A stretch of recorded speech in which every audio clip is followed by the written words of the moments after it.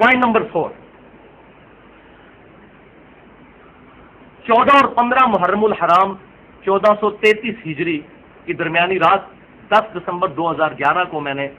جب یہ لیکچر دیا تھا، حسینیت اور یزیدیت کا تحقیقی جائزہ، 2 گھنٹے اور 20 منٹ کی گفتگو، اس کے بعد پوری دنیا سے مجھے فون کال، ای میل ریسیو ہوئیں اور لوگوں نے ڈسکشن کی اور اپریشیٹ کیا الحمدللہ۔ 99.9% لوگوں نے جو نیوٹرل تھے، باقی جن کے مفادات پر زد پڑی تو وہ آپ کو پتا ہے کہ وہ سینگ پھنسانے والا چکر، ایک آدھ کے علاوہ سب لوگوں نے اس کو پسند کیا الحمدللہ، کتاب و سنت کے منہج پہ چلنے والے لوگوں نے۔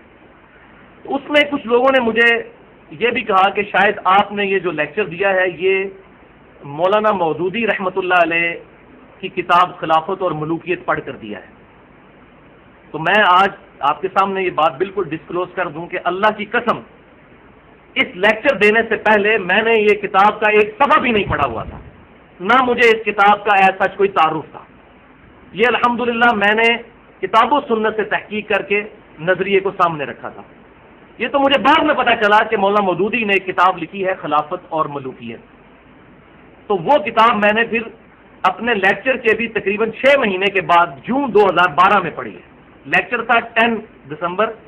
2011 اور یہ کتاب میں نے پڑھی جون 2012 میں۔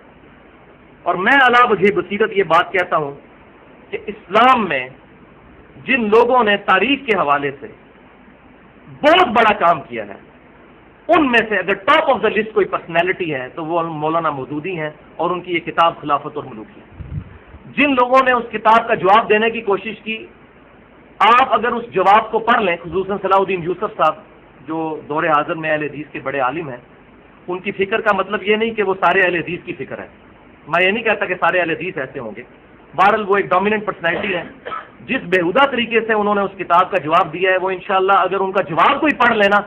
تو وہ خود ہی اس چیز کا معتقد ہوگا کہ کتاب بڑی اچھی لکھی ہے کسی نے جس کا جواب اس طرح کا ادھورا ہے۔ جواب تو ہے نہیں تھا اس کتاب کا۔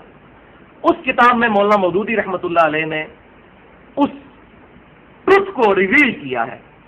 ایکسپوز کیا ہے کہ کیا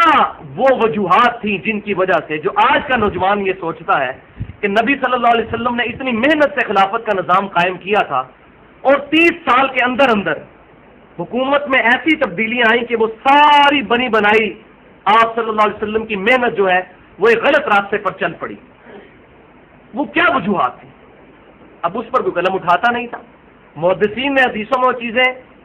درج کر دی تھی، تاریخ میں درج کر دی تھی، لیکن ان کو ایک جگہ کمپائل کر کے امت کو حق بات بتانا یہ اہل حق کی ہی نشانی ہے۔ تو انہوں نے الحمدللہ یہ بہت بڑا کام کیا، اور آج جتنے لوگ مولانا مودودی کے ساتھ اٹیچ ہیں ان میں سے اکثریت وہی لوگ ہیں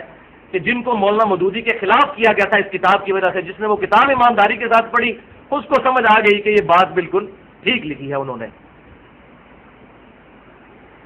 تو وہ کتاب جو ہے اس حوالے سے ایک اہمیت کی حامل ہے اگر اس کتاب کو پڑھا جائے، خلافت اور ملوکیت۔ اور اس میں جو کمزوری تھی وہ الحمدللہ میں نے دور کر دی ہے اللہ کے فضل سے۔ اس پر اعتراض تھا کہ اس میں تاریخی حوالے ہیں، ہم نے وہ تمام حوالے اپنے ریسرچ پیپر نمبر 5D واقعہ کربلا کی اسلامی تاریخ 40 احادیث کی روشنی میں جو مولانا مودودی نے تاریخ اہل سنت سے حوالے دیے تھے۔ حالانکہ جب اپنی یزیدیت پہ اترنا ہوتا ہے تو یزید کے بارے میں بے سند واقعات اسی تاریخ سے نقل کرتے ہیں، اور اگر اسی تاریخ سے کوئی بندہ بنو امیہ کے پول کھول دے تو کہتے ہیں تاریخ کا والا۔ تو میں نے یہ اعتراض اب قیامت تک کے لیے الحمدللہ ختم کر دیا، اللہ کا شکر ہے۔ بڑے بڑے علماء جو فضائل یزید پر لیکچر ریکارڈ کروا رہے تھے سعودی عرب کے پیسوں پر پلنے والے، وہ بھی الحمدللہ اس کا جواب دینے سے قاصر آ چکے ہیں، انہوں نے ہاتھ اٹھا دیے، کیونکہ اس کا جواب دینے کا مطلب ہے کہ بخاری اور مسلم کو آگ لگانی پڑے گی، کیونکہ حدیثیں تو بخاری مسلم سے بیان ہوئی ہیں۔ یہ نہیں ہے کہ رفع الیدین کی حدیثیں بخاری مسلم سے مان لی جائیں اور یہ حدیثیں نہ مانی جائیں، یہ تو 2 نمبر پالیسی ہے نا۔ تو مولانا مودودی پر یہ اعتراض جو تھا کہ یہ تاریخ کے حوالے ہیں، تو میں نے الحمدللہ وہ 5B ریسرچ پیپر میں تمام حوالے حدیث کی کتابوں سے دے دیے۔ اب اگر کسی نے اس کو ماننا ہے تو ٹھیک، جس نے نہیں ماننا تو پھر اپنے آپ کو ڈکلیئر کرے کہ میں منکرین حدیث ہوں۔ یہ نہیں ہے کہ چند حدیثیں لیں۔